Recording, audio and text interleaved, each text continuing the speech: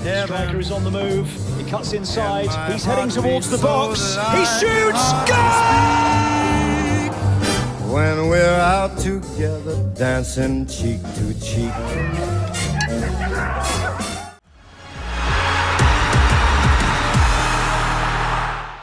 Tervitused kõigile, kõik 104 matši K3-s tagasi ja nüüd siis juba ikkagi hakkavad meil mängud päris siin tempokalt käima, alagruppide õige pea läbi ja minu nimi Andre Lepson, täna minuga siin Johannes Milli, öömängude ekspert.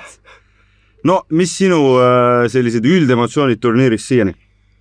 Väga ju selles mõttes põnev turniir on olnud, ilusaid väravaid on löödud, vähe on siukseid, 0-0 liike ei ole väga palju olnud, 2 kui ma eksi praegu, et on nagu niisugune täitsa atraktiivset palju mängitud ja ma siiamaani on väga nautinud seda igat päeva, kuigi eks peab tunnistama, et nende mängudega vahepeal on olnud päevi, kus võtad väikse pausi igat mängu võib-olla ei vaata, aga tagant järgi veits ja väga nauditav olnud. Jaa, ma tegelikult olen täitsa nõus nagu üllatavalt vinge, me rääkisime ju turniiri eel palju, kuidas kuidagi on lahjemaks see suup läinud, väga palju selliseid nõrkese meeskondasi peale, aga minust ei ole nagu keegi pole kuidagi seda nagu turniiri kvaliteeti rikkuma hakanud ja siiani päris põnev. Meil siis 3 alagruppi mängitud. Meil täna öössel juba siis, eile õhtul täna öössel selgusid esimese 3 alagrupi edasipääsejad. Oli nendes esimeses 3 grupis sinu jaoks midagi sellist üllatuslikku, keegi, kes jäi välja, keegi, kes astus üle oma võib-olla sellise ootuste juba? No me korraks siin momendiks enam rääkisime ka, et just tegingi Lõuna-Afrika, Lõuna-Korea mängu ja vaadates seda alagruppi, kus siis Mehhiko, Lõuna-Afrika, Lõuna-Korea ja Tšehhi. Siis paberi peale enam turniiri vaatasid, et need number 1 ja 2 võiks olla Mehhiko ja Lõuna-Korea. Aga Lõuna-Korea kuidagi eriti nüüd Lõuna-Afrika vastu ei saanud nende mängu üldse käima ja kuidagi oli seal täiesti error.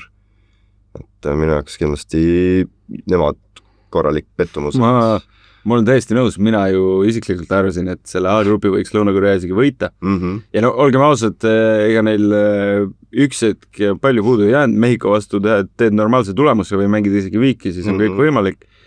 Aga see eilne kaotus ja jätta nüüd ennast ikkagi täiesti siis teiste meeskondade armule tundub nagu väga, väga üllatuslik minu jaoks, et võimalik, et nad ikkagi pääsevad edasi, aga seal läheb ikka päris jõuliselt sellised teiste meeskondade tulemuste vaatamiseks. Ja nagu nad pääsevadki tõenäoliselt täitsa ühe viimasena, kes sealt 8 saab, sest et 3 punkti -1 väravate vahe on päris, nii palju kui ma olen aru saanud ja lugenud, siis päris piiripealseks jääb see.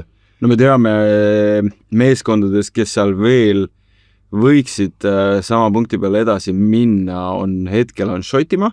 Neil on veelgi kehvem väravate vahe. Šotimaal muidugi oli selline grupp ka, kus ei olnud palju neid, kes need ei pannud 3.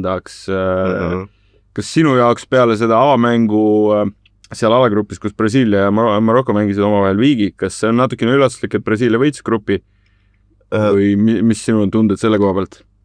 Mingil määral ja mingil määral ei, et Maroko vastu, kui nad mängisid, siis jättis siukse lahja mulje, aga läkski aega, et nagu tihti nendel MM-idel läheb, et läheb tiimil aega, et ennast käima saada ja nüüd viimased mängud ikka pigem mängisid juba päris hästi. Jah, saab öelda, et nagu oli üllatus, aga samas jällegist vaatan nimekirja ja näeb sealt ära, et seal on ikkagi täiesti maailmaklass on nad kõik koos. No see on päris pull, kuidas Vinicius on mängima pannud ja Ancelotti ikkagi tundub, et seda brasiilast oskab ta ju väga hästi motiveerida. Jah, oskab heast tujus hoida. No just, ja eile samamoodi ja tundub, et kui mujal on küsimärgid õhus, siis Vinicius ikkagi, mida me võib-olla ei ole suurturniiridel nii palju talt näinud, mees ikkagi on nagu väga selge number 1 Brasiilia jaoks hetkel.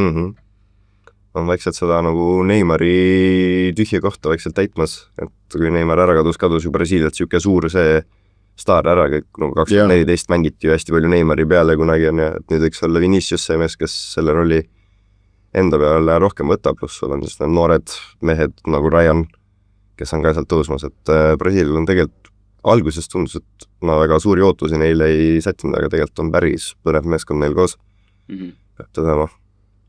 aga ise kommenteerisin Maroko Haitit samal ajal ja kui me rääkisime ka, et palju meeskondi, et kvaliteet kartsime, et on langenud, siis Haiti ka ikka Maroko vastu lõpuks näitas ka päris head mängu. Nad ajasid seal ikkagi Maroko olukorra päris keeruliseks. Ja ikkagi Isidore pani ühe supertabamuse ja et Haiti ka pikalt siin, ma ütlen Germoga ka rääkisime siin podcastis, et pigem ikkagi saavad siin kolakad igalt poolt, aga näitasid, et täitsa kuuluvad siia seltskonda. Ja, kui sa suudad Maroko vastu sellist mängu näidata, siis 2 korda juhtima veel minna. Ja. No raske öelda, et sa ei vääri seda kohta turniiril. Ma ise arvaks, et peale sellist teist vooru kõik olid ikkagi Maroko puhul üllatunud. Me räägime maailmameistrivõistluste poolfinalistist eelmisel korral, et ei saa võib-olla nii suur üllatus olla, aga ma arvan, et ikkagi siin viimasele voorule minnes Brasiilia mängib Šotimaaga, keeruline mängib paberil, Haiti Maroko, sa eeldad sealt ikkagi, et Maroko läheb väravate vahet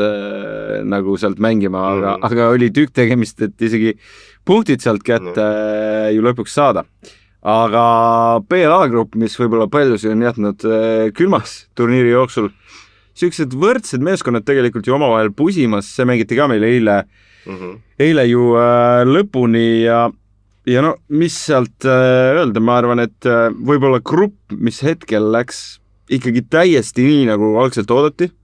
Sveits pani oma paremuse lõpuks maksma, läksid esimesena edasi, siis Kanada, siis Bosnia ja Katar jääb siis punkti peale. No, vinge lugu eile, kus siis Promise David jõudis MM-il väravani. Et päris pull, ma arvan, Eesti jalgpallifännide jaoks näha. Et Eestis mänginud mees suudab ka suur turniiril värava lüüa ja hiljuti veel mänginud. No just, et ei ole see, et kunagi 7 aastat tagasi käis, vaid nagu siit ikkagi kõva sellise sammu teinud jalgpallurina mees. Aga kuidas sul selle grupiga on sealt keegi mingit väga sümpaatset muljet jätnud või mingid üllatusi? Ei, ütleks ka, et nagu sa ütlesid, et täitsa ka selline grupp, mis läkski nagu ei arvata. Et Šveits, ma arvan, et kõik ennustasid, et Šveits võidab selle grupi. Šveits on väga-väga tugev ja ise alles kommenteerinud ka valikmängude ajal Šveitsi mänge päris mitu tükki, siis neil see mängumasin on päris hästi õllitatud, ütleme nii, et toimib. Ja eks Kanada Bosnia oli teada, et nemad seal 2.-3. koha peale võitlevad, lõpuks jäid võrdsete punktide peale, aga Kanadal kõvasti parem märvata vahe. Ja Bosnia on ju tegelikult ka juba edasi, kui ma ei eksi, sest 4 punkti peale ei suuda keegi jõuda. 4 punktiga on kindel edasi pääs minu teada. Bosnia on siuke ikkagi tööloomade meeskond tundub, et seal kõik nagu iseenesest toimib, midagi nagu väga vinget ei ole, aga ma arvaks, et üsna ebameeldiv vastane päris mitmele meeskonnale play-offis, siuke suur jõuline ja ma arvan, et päris ebamugav on nagu nende vastu ikkagi mängida. Ma arvan ka, et Bosnia siukeste, eriti just teiste tugevate Euroopa meeskondade vastu, ma näen, et seal võib minna siukseks 1-0 läbi isegi kerge 1-1 kuskilt lisaaeg. No me teame, nad on ju lisaaegade meistrid seal. Play-offidest tulid nad 1-1 läbi päris pikalt ja penaltitega võitsid. Et ma arvan, täitsa võimalik, et me näeme seda uuesti. Ma küsin sult, et kumb sulle 2 siis korraldaja riigist, kes oma alagrupi on lõpetanud, Mehhiko, Kanada, kumb nagu sümpaatsema mulje on jätnud? Ootused pigem vist olid ikkagi Mehhikol suuremad, teades, et Kanada tuli turniiril olukorras, kus nad ei olnud kunagi MM-il ühtki mängu võitnud. Noh, Mehhiko me ikkagi teame selline alati kohal meeskond. Kumb sulle rohkem sellist sümpaatse mulje jäts? No, Mehhiko mäng küll võib vast öelda, et on kindlam olnud ja toiminud paremini, aga mul on Kanada iseenesest väga meeldinud, et neil on ka tegelikult väga lahe koondis koos. Kahjuks Alfonso Davis pole nii suurt rolli saanud mängida, kui ta ilmselt ise tahaks ja me kõik tahaks näha. Aga et seal on neid teisi mehi ka väga põnevaid ja ründas ka see Kyle Larin. Olen teda ka Hispaania liigast kommenteerinud ja nagu Kanada on täitsa sümpaatne. Mulle meeldib, aga Mehhiko selgelt on mängupildiliselt minu arust selgelt paremini toimunud. Ma olen täitsa nõus, Kanada on tõesti gift ja seal Alfonso Davise kohal olid ju tegelikult küsimärgid avamänguks, et tundub, et teda on nagu hoitud, et on huvitav näha, mis seisus ta play-offides on. Nüüd on natukene aega ka, see asi hakkab siin rolli mängima, et esimese 3 grupi meeskonnad saavad puhata ligimale seal 6 või 7 päeva enne play-offi, teame, et Inglismaa ja Portugali grupp, neil on äkki ainult 4 päeva aega, nii et natukene on aega Alfonso Davisel ka ja oleks kihvt, kui ta ikkagi tagasi oleks, ma arvan, see on nii Kanada meeskonnale suur boost, kui siis jah, mehele endale väga suur asi. No üks korraldaja riik täna siis hakkab oma alagrupi lõpetama, USA, kes on siis ikkagi juba edasipääsud taganud. Ma arvaks, et kui me nüüd laiendame selle küsimuse, et kes korraldajatest on kõige sümpaatsem mulje jätnud, siis USA seni ilmselt kõige nagu jõulisemalt. Ja eks korraks mainisime ka ja seal küsiti meid küsimusi. Ma USA-t korralikult reklaamisin minu arust juba pikemat aega vaatasin ennem MM-i paberi pealt, et no uskumatult hea koondis, ma ei pannud isegi kokku, et kõik need mehed saab tööle koondisest mängivad. Et USA-l on väga hea generatsioon jalgpallureid praegu koos ja nad võivad minna minu silmis siin turniiril päris kaugele. Mis sinu jaoks oleks nende puhul kaugele jõudmine? Ma ei julge väga hull asja öelda, ütleme veerandfinaal. Ma ei hakka päris poolfinaal ütlema, et see on juba... Ma arvan, et veerandfinaal oleks keegi Pochettinole enne turniiri pakkunud, siis tegelikult ju väga-väga korralik koht, eks seal sõltub palju, kellega sa vastamisi lähed, noh, me ikkagi julgeme vastu öelda, et Euroopa tiimide vastu läheb päris keeruliseks, aga mängida kodus oma nagu rahva ees USA-s ju pika puuga kõige rohkem mänge ka ja tõenäosus, et sa mängid play-off'e kodus ka ikkagi päris korralik, nii et olen sinuga üldiselt nõus, kuidas sul alagruppis teiste meeskondade puhul mingid üllatusi? Oleks Türgi on ikka korralik šokk olnud, et 2 aastat tagasi EM-il ütlesin mina, et Türgi must hobune ja Türgil on ka minu arust väga lahe meeskond koos. Aga no ei ole saanud ennast käima ja sa vist kommenteerisid ka mõlemat, nii et... Ma sain nautida 62 lööki, 0 väravat turniiril, tehti ajalugu enne seda 72. aastal äkki oli Uruguay, kes lõi 30 korda peale ja löönud väravat. Türgi nagu suutis 2 vooruga seda 2 korda teha ja noh, jube, mina isiklikult arvasin, et Türgi võib selle grupi võita. Samamoodi sul on avamäng Austraaliaga, kõikide eelduste kohaselt tuled sealt 3 punkti pealt, siis on sul Paraguay, võiks ka sealt võtta ja siis sul jääb see viimane mäng USA vastu. Võiks olla võrdne paberi peal, vaatad ikkagi Türgi mehed top klubides, aga ei saanud seal värava ees asju käima ja rumalad eksimused kaitses ja Türgi jaoks, noh, turniir lõppes nagu ikkagi väga-väga kiirelt, ei olnud ohtu ka, et sealt kuidagi õnnestub läbi pääseda. No, teised 2 alagruppi pigem meil vist nüüd üsna kindlad, kes täna õhtul mängivad Saksamaa edasi, Elevandiluurannik suur tõenäosusega ka võtab oma koha, arvestades, et neil siis täna õhtul Curaçao ja Ecuador minu jaoks jällegi selline kehvalt esinenud meeskond, kellelt oodati tegelikult üsna palju. Jah, oodati, aga eks nad on ju ka et suuresti ka selle hea kaitse peale üles ehitatud, et nagu tihti peale kuidagi nendel Lõuna-Ameerika koondistel on, et neil ei õnnestu tekitada head generatsiooni ründajaid ja kaitseid samal ajal. Et väga tihti on kas koondised, kellel on täiesti top ründajad, aga kaitse on kehva, siis Ecuadoril vastupidi.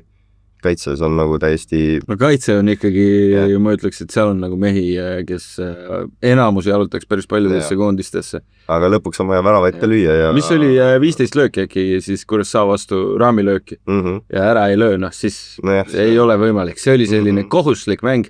Samamoodi Elevandiluuranniku vastu täiesti lõpus lased ära lüüa. Mängid seal 0-0, siis on Curaçao vastu pinget vähem. Ma arvan, need asjad oleks toiminud veidi libedamalt, aga no nende jaoks, kui sa nüüd täna Saksamaad kuidagi ei üllata, siis on ikkagi turniir läbi.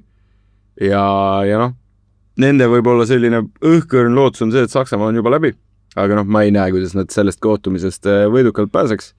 Kas tuleb huvitav ka jälgida muidugi, et kui palju hakkab Saksamaa meeskonda vaja roteerima. Et ma näen, et see on ju tegelikult ideaalne koht, kus ikkagi põhimehed puhake. Ärge stressake, olge seal rahulikult ja võib-olla mingi 15-20 minutit annad neile, aga et tuleb huvitav vaadata, mida Nagelsmann välja mõtleb. No neid meeskondasid tegelikult siin viimasele voorule minnes meil ikkagi leidub, kes juba võiks puhata. Üks on muidugi Argentiina, kellel on edasipääs tagatud, esimene koht ka grupis tagatud, kui ma nüüd ei eksi. Põnev näha, kas puhatakse Messit, kes on ju siiani teinud super turniiri.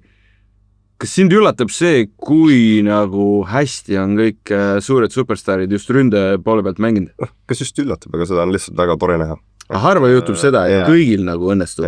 Et mina kui inimene, kes ei ole kuskilt ühe kindla superstaari hull fänn, siis ma lihtsalt naudin seda täiega, et näed, kus Viniciused, Messid, Ronaldod, no isegi Jamal on enda väheste minutitega värava kirja saanud.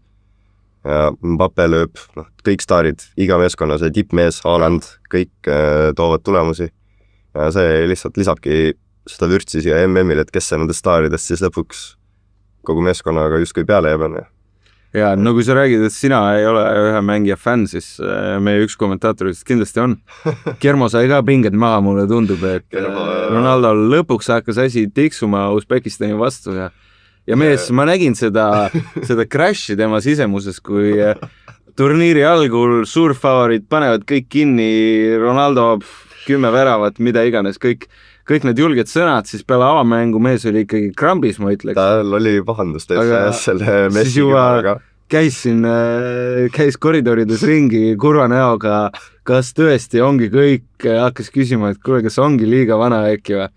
Aga mul on hea meel vähemalt tema nagu puhul, et ta saab ka nüüd ikkagi nautida turniiri, on ju? Jah, natuke on vaja veel Ronaldol minna, et ta saaks ikka korralikult rinna ette võist jääda, et Messi on ikka selgelt näitanud praegu, et aegu paremini.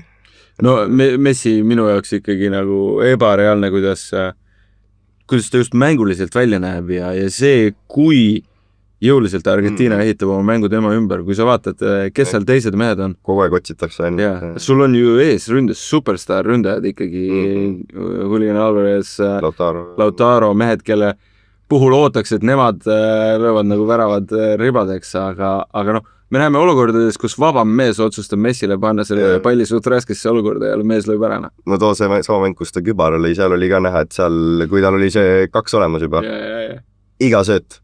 Ainult talle, lihtsalt löö see kübar ära ja lõpuks lõi ka enne. Kas sa arvad, et me näeme Argentiinalt sellist võib-olla taktikalist muudatust, et nii jõuliselt otsima ei hakata, kui on ikkagi suured vastased? See kindlasti oleneb ka, kuidas mäng läheb, et kui sul on juba 2-0 olemas, siis miks mitte talle seda 3. panna, aga kui on siuke pingeline, ütleme, sul tulebki seal mingi tugev Euroopa meeskond vastu, siis viigiseisvel nad ilmselt ei hakka, et siis kui ikkagi Lautarol võimalus kukub ette, siis mees läheb ise ilmselt lööma ikka, mitte ei lähe Messit otsima. Ma korra küsiks sult sellise asja, et kui me jätame suurfavoridid kõrvale, ma defineerin ära ka, sest osad mehed lükkavad sinna mustade hobuste kategooriasse meeskonnad, kes on ikkagi, ütleme esi-5, siis oleme näinud seal Saksamaad, olen näinud seal Hollandit, et Prantsusmaa, Hispaania, Argentiina, Inglismaa, Portugal, Brasiilia, Holland, Saksamaa. Ma ei mäleta, kes Saksamaa ütlesin. Kui nemad nüüd kõrvale jätta, kellelt sa ootad sellist suurde mängu sekkumist play-offides? Holland ütlesid? Holland ütlesin. Okay. Et siis aitab sind USA, Norra, Marokko, Jaapan, sellised meeskonnad. Ilmselt Norralt ja USAlt siis enda selle väljutumise pärast jängi ootama. Nad võiksid teha siin väga korralikke tulemusi. Norra on ka ju täiesti fantastiline olnud, et ma ütleks, et kas äkki see tulemmäng nüüd Prantsusmaa ja Norra vahel võib olla selle turniiri kõige põnevam mäng, just nagu, või ütleme siis kõige sellisem jõulisem vastasseis. Meil on olnud Inglismaa, Horvaatia, mis oli samuti nagu 2 väga korraliku riigi kohtumine, ma ütleks Marokko, Brasiilia. Prantsusmaa, Senegal paneks ka sinna pati ja siis Holland, Rootsi. Aga see, võib küll täitsa paberi peal olla seni nagu kõige selline tugevam, kus 2 ikkagi suurt riiki oma vahel madistavad. Tundub, et turniiri nagu parim selline seis on muidugi ka see, kui sul on lihtsalt superstarist ründaja.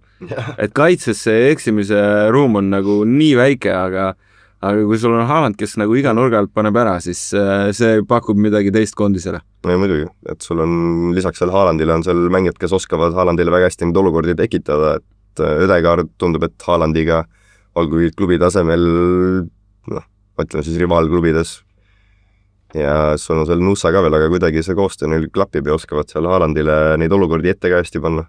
Ma korra küsiks sult, no päris palju on tegelikult selle esimese ja teise vooru vahel muutunud. Ma arvan, et esimese vooru lõpus oli nagu üldine jalgpallifänn oli väga positiivselt meelestatud inglaste koha pealt.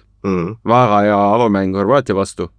Kui palju sinu jaoks muutub nagu arvamus siis Inglismaast peale seda 0-0 viiki Ghanaga?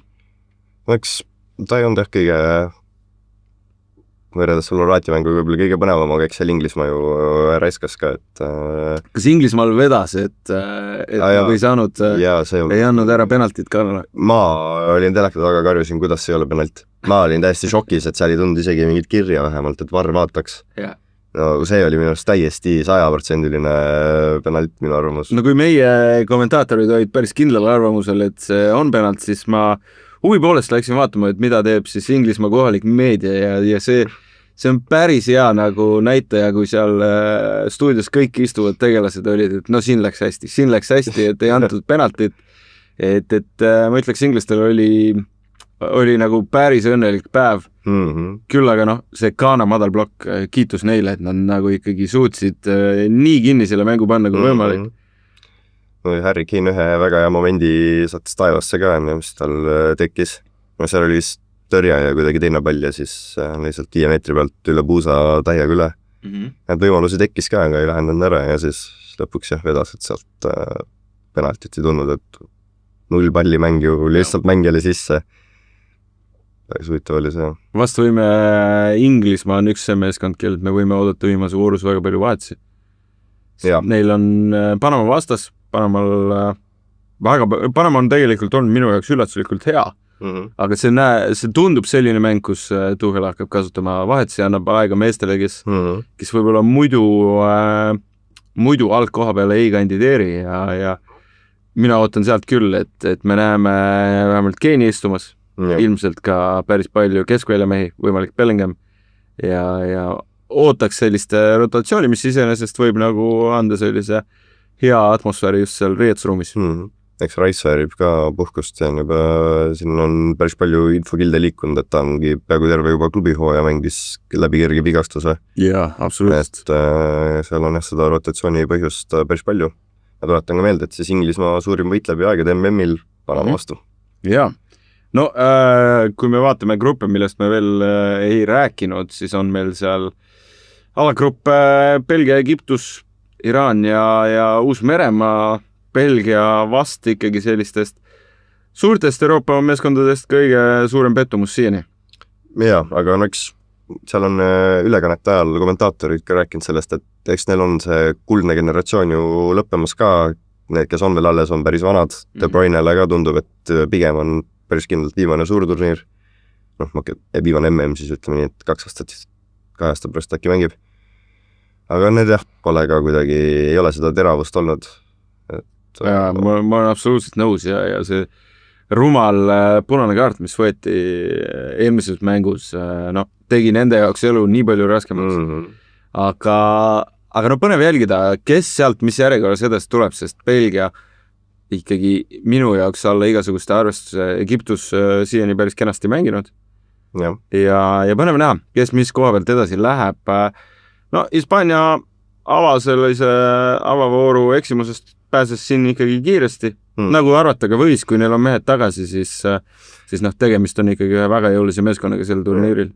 Eks neid ju peetaksegi üheks top favoriidiks ka, et aga seal on jama ka, et Lamin Yamalil tõesti tundub ka, et kerge vigastus. Ei ole 100%, et teda on väga neil vaja. Ja oli ka Nico Williamson, kellel oli ka vigastus. Aga seal on ka väga põnevaks kujunemas, et pole ju ka midagi kindlalt Roeneme Saaret, siis Cape Verde ka jällegist üks meeskond, kellest ennem turniiri räägiti, kelle pärast võib see kvaliteedi langus olla. Super. No mul pole mitte ühtegi halba sõna öelda. Uruguay vastu mängu kommenteerisin ka. Ja väga huvitav meeskond, mida vaadata. Ma olen nõus. Hispaania, nagu sa ütlesid, suur favoriit, isegi üks 2 suurest favoriidist. Teine suur favoriit Prantsusmaa, siiani väga jõuline esitus neilt.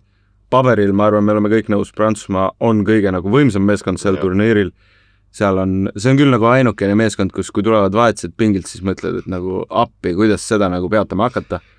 Pigem on see, et kas Deschamps suudab nad kõik õnnelikuna hoida, kõik mehed mängu vormis hoida ja hetkel tundub, et pigem suudab. Jah, et kui Prantsusmaa on ju varasematel MM-idel, et Deschamps ka on saanud kriitikat, et noh, siuke meeskondaga mängivad igavalt ja siukest kinniselt, siis see MM pole seda lugu olnud, et hetkel on ikkagi väga viisakalt need asjad olnud ja tegemist. Ja Mbappé ka iga nurgalt saadab palli väravaks. Ja ütleme siis kõige keerulisem grupp neil. Küsiks sult sellise küsimuse, et kui jalgpallikommentaatorid muidu, vähemalt meil on ikkagi nagu lõunast kommenteerimast vahest õhtuti kella 10 siukene maksimum. Kuidas on sinu jaoks olnud siis öösel kommenteerida nagu hoki ja korvpallimehed võib-olla?